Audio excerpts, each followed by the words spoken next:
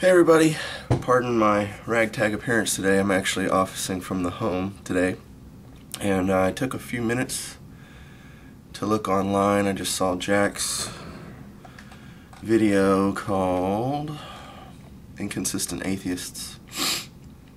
Not really commenting on that because he said everything I would want to say anyway, but I felt like I had a good exchange with a user.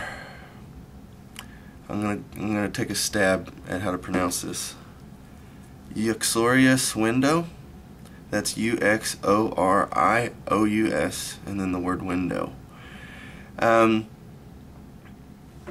actually exchanged with him on a couple different comments, but there's only one I really want to address here. Let me refresh the screen so that I can actually read all of my comment real quick.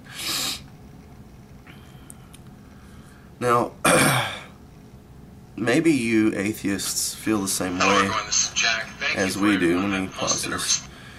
Maybe you atheists feel the same way that we do about how we hear the same old tired arguments. I'm assuming maybe we have the same old tired arguments that you're sick of, but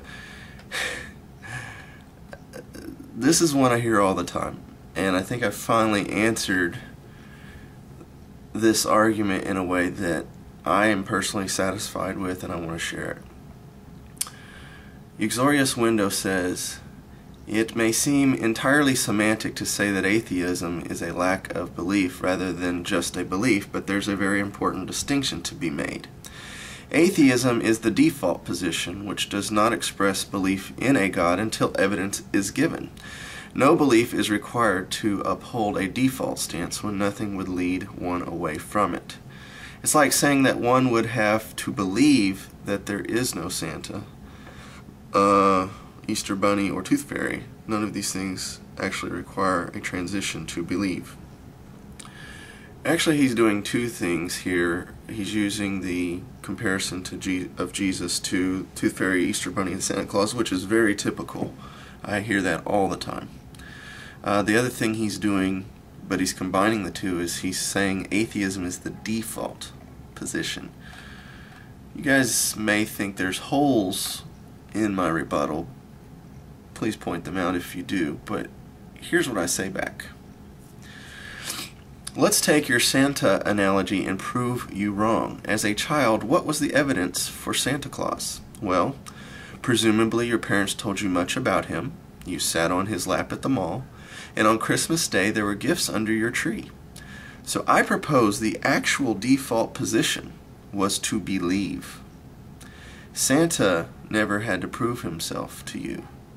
You just believed, as we all did, until there was a day that actual evidence was introduced to discount him.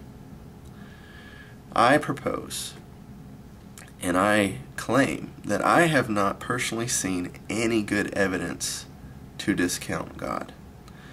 See, you guys make us seem foolish and ridiculous when you equate Jesus to the Easter Bunny and Santa Claus, as though there was a day that you were pulled aside by your parents and they explained to you that there was no Easter Bunny, no Santa Claus, and no Jesus Christ. Actually, what they did was they pulled you aside and said there's no Easter Bunny, no Santa Claus, and no Tooth Fairy. And then they showed you evidence, and even then you might not have immediately believed them because you spent a good 8-10 years, I don't know, believing in this thing. So, it's not like someone pulled us aside and showed us that there was no Jesus. It's not like that should be the default position just because you say so. I say the default position is belief unless you show otherwise. And I know you always say the burden of proof is on us, but I think my analogy holds water considering I used your exact argument about Santa to prove you wrong. Your thoughts, your comments, your videos, video responses are more than welcome. Thanks for listening.